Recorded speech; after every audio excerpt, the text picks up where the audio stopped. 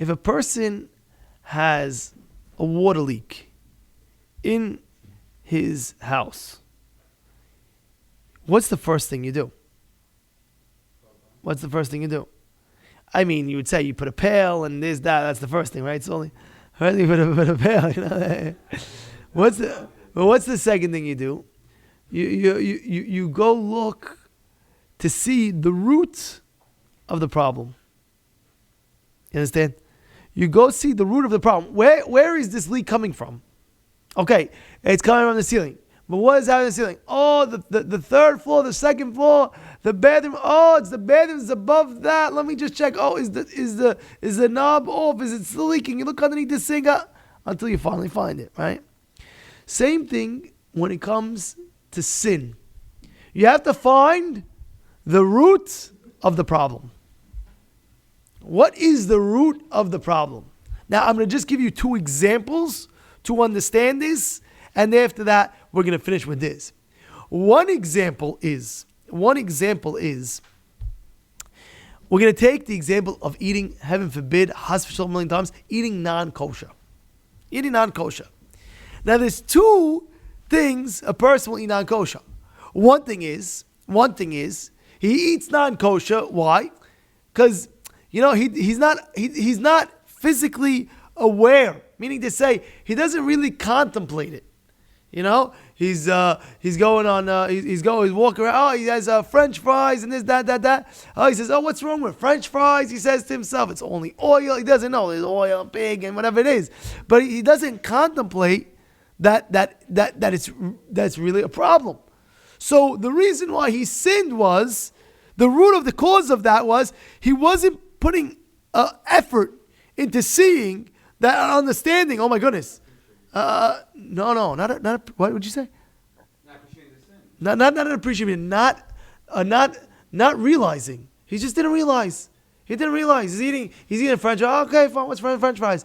So it could happen time and time again, just not realizing. And then finally comes off. By the way, there's a problem with the oil in the thing. Oh my goodness. And there's another person that sins is, he realizes that it's not kosher. But it's just too tempting. Come on, Rabbi. French fries. You have the best French fries. You don't understand. I can't. So there's two. I'm just giving you one example to this, but there's two reasons why a person, they're both eating non-kosher French fries. But how is it being done? One is being done how, he's oblivious. He's, I didn't even know, oblivious. He's oblivious, right? I'm eating it. Until somebody, baby, what are you doing? So that person in that teshuvah, he has to, of course, regret it. But in that regretting, also, we tell him he has to learn more of not being oblivious to non-kosher foods anymore. Now he has to go open up the books and say, whoa, what else am I oblivious? What else am I not paying attention to that could be non-kosher? So that he has to, Rabbi Yosef says, you have to add into Yirat Shamayim. You have to add that Yirat Shamayim into you every day now. What's going on? I'm making sure. What else? I guess the checklist. And then he has to really, of course, feel bad of what he did. Now, the second person that has a temptation to it, already over here, he can't just regret, I feel bad that I ate it. No, he has to do more. He has to accept the person that knows and did it anyway. That's a very big avon. He, of course, now you can't just feel bad.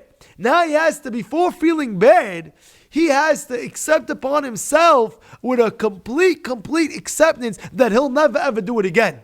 And he has to find ways and means and saying, I will never ever do that again. And then he can feel bad what he did. But the beginning of it is, I'll never do it again. I'll give an example. It was once Sukkot. I was giving a shiur to a group of young boys. The boys were enjoying it. So I invited a guy in his 40s at the time. I invited him to come schmooze with the boys. He was a cool guy, chilled out guy. And then the boys started pulling out shots to drink. Small thing. And they were having, I don't know what they were having, arak maybe, I don't know, some little bit of whatever drink. And we offered it to this guy. And this guy says, no, absolutely not. I don't drink. And it was very weird because he's like a very sharp, cool guy. I was like, oh, interesting. I was like, interesting. So after we gave the whole shiur and there's that, I went over to him. I said, that was what's up shot? What's going on? It's like you maybe like to. He tells me like this. He says, I was an alcoholic. So I wasn't. That's very bad. He says, very dangerous. He says I was a real alcoholic, not like I think a little bit. No, real alcoholic, like the next levels, like getting smashed every day. He's like something like crazy like that. So I said, and he said, I had to realize, they tell him like this, I have to realize it. And I had to take upon myself things to never get me into the temptation again of drinking. And one of those things that I accepted upon myself was, I'll never ever have a drink again in my life, even a small shot. Because that small little bit of alcohol in my system will develop me a taste where I could relapse and drink more and more and more and more and more. So the first thing I did was never to accept upon myself never to do it again, and I had to have a plan how I was never getting to do it again. And one of those plans was never to have a sip of alcohol again in my entire life. Never to do it, because I know if I drink a little bit, it'll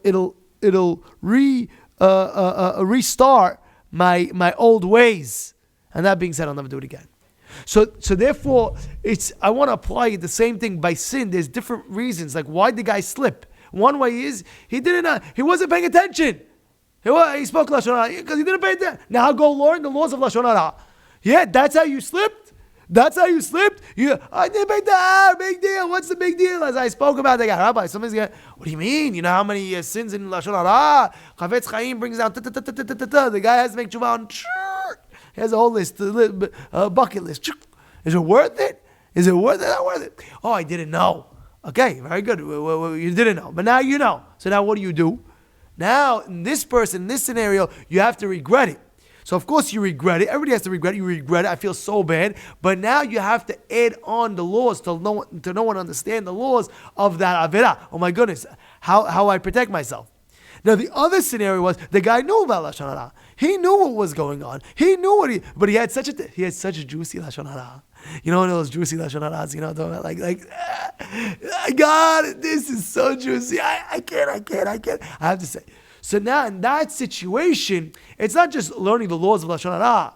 It's more than that. It's accepting upon yourself from now on. You have to accept before regretting what you did. That I spoke Lashon Hara. You have to accept upon yourself a real acceptance that you say, and this is what he says, that you have to contemplate how did I go against my Creator? This in a sense where people don't have the mouth to talk. People are mute. You know what mute means? Mute means that the guy cannot talk. The guy cannot talk. Hashem gave you a mouth that you can talk.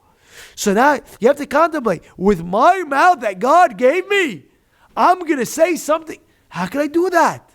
How can I do that? You understand what I'm trying to say? That's the regret. My eyes are so kadosh. Hashem gave me my eyes. Some people, they can't see. Hashem gave you eyes. You're going to go use your eyes and look at something that you're not supposed to look at? This is chutzpah.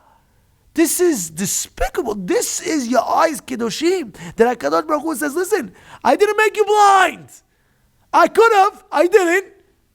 And now what are you using your eyes for? What are you using your eyes for? I want to know. This is my eyes. I gave you a gift. You take the gift and you spit it in Hashem's face. What? You got to contemplate. And then you got to accept upon yourself never, ever, ever to do it again. And then comes the regretness. How did I do it? You accept upon yourself. I'll never do it again. I swear I'll never do it again. And I'll make barriers. And I'll make sure. And I'll do this. And I'll do that.